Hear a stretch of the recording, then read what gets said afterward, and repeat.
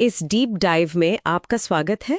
आज हम विवाह की अवधारणा पर एक काफी दिलचस्प हिंदी लेख देख रहे हैं। जी। हमारे पास एक लेख है जो मतलब इस बात पर जोर देता है कि शादी का फैसला असल में किसका होना चाहिए। हाँ, और इसके नतीजे क्या हो सकते हैं समाज पर। बिल्कुल। तो चलिए इसे परत दर परत समझते हैं।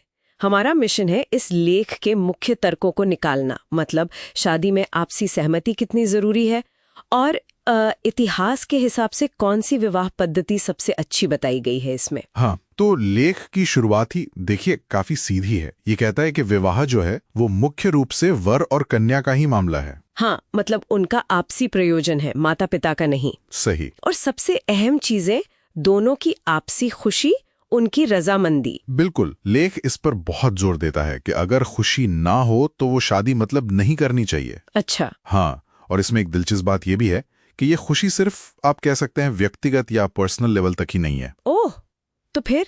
हाँ, लेख इसके लिए मनुस्मृति का एक श्लोक देता है। ओह। और मनुस्मृति, जैसा हम जानते हैं, एक प्राचीन हिंदू धर्म ग्रंथ है। जी। तो श्लोक है, संतुष्टो भार्याया भर्ता भर्ता भार्या तथैव च यस्मिन्नेव कुले नित्यम कल्याणम तत्र वै ध्रुवम। ठीक है, और इसका मतलब क्या समझाया गया लेख में? इसका सरल शब्दों में अर्थ ये बताया गया है कि जिस कुल में, मतलब जिस परिवार या वंश में पति पत्नी एक दूसरे से खुश रहते हैं, संतुष्ट रहते हैं, हाँ। उसी घर में, उसी कुल में हमेशा सुख, शांति, लक्ष्मी मतलब समृद्धि और कीर्ति यानी मान सम्मान बना रहता है। अच्छा, तो ये तो व्यक्तिगत खुशी को सीधे परिवार के कह सकते हैं भाग्य से जोड़ रहा है। बिल्कुल बिल्कुल, और इसका उल्टा भी उतना ही सच बताया गया है। उल्टा मतलब? मतलब जहां पति पत्नी के बीच नाखुशी है, मनमुटाव है या जबरदस्ती का रिश्ता है, हाँ। वहां दुख आता है, दरिद्रता यानी गरीबी आती है और निंदा मतलब बदनामी होती है। ओ। तो हाँ, ये लेख एक व्यक्तिगत रिश्ते को पूरे कुल यानी कि पूरे वंश या परिवार के कल्याण से सीधे तौर पर जोड़ रहा है। ये तो काफी गहरा कनेक्शन बताया गया है। अच्छा, फिर लेख आगे क्या कहता है? यहाँ बात और भी रोचक हो जाती है जब लेख एक खास तरह की विवाह पद्धति की तरफ इशारा करता है। सही कहा, बिल्कुल। लेख स्वयंवर विवाह पद्धति को सबसे उत्तम मतलब सबसे अच्छा मानता है। स्वयंवर, हाँ, वो प्राचीन प्रथा जहाँ लड़की अपना वर खुद चुनती थी। जी।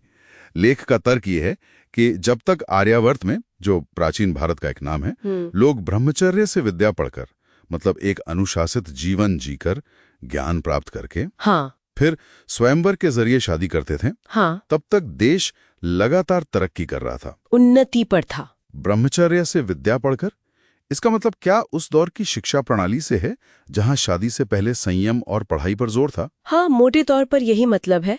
एक अनुशासित जीवन, ज्ञान अर्जन और फिर परिपक्व होने पर ही विवाह का फैसला, वो भी खुद का। अच्छा, और लेख का मानना है कि जैसे ही बचपन में शादी करवाने का चलन शुरू हुआ, बाल विवाह। हाँ, बाल विवाह, और जब शादी के फैसले पूरी तरह माता पिता के हाथ में चले गए, तो वैसे वैसे आर्यावर्त देश का पतन होने लगा, मतलब हानि हुई। तो लेख इन बदलावों को, मतलब बाल विवाह और माता पिता के फैसले को, देश की गिरावट का सीधा कारण मान रहा है। सीधे तौर पे लेख इन्हें, खासकर बाल विवाह और थोपे गए विवाह को, एक दुष्ट काम कहता है। दुष्ट काम? हाँ, मतलब सिर्फ एक सामाजिक बुराई नहीं, बल्कि एक ऐसा काम जिससे राष्ट्र का नुकसान हुआ, उसकी अवनति हुई। अच्छा।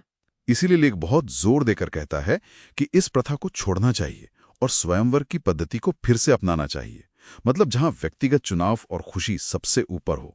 तो अगर हम इसे समेटें तो इसका कुल मिलाकर मतलब क्या निकलता है? संक्षेप में कहें तो ये लेख शादी में व्यक्तिगत मर्जी और आपसी खुशी को सबसे ऊंचा दर्जा दे रहा है। बिल्कुल। और ये इसे सिर्फ परिवार की सुख शांति से नहीं, बल्कि एक बड़े पैमाने पर जोड़ रहा है, समाज से, जी हाँ, यहाँ तक कि देश की उन्नति या अवनति से। जी हाँ, बिल्कुल।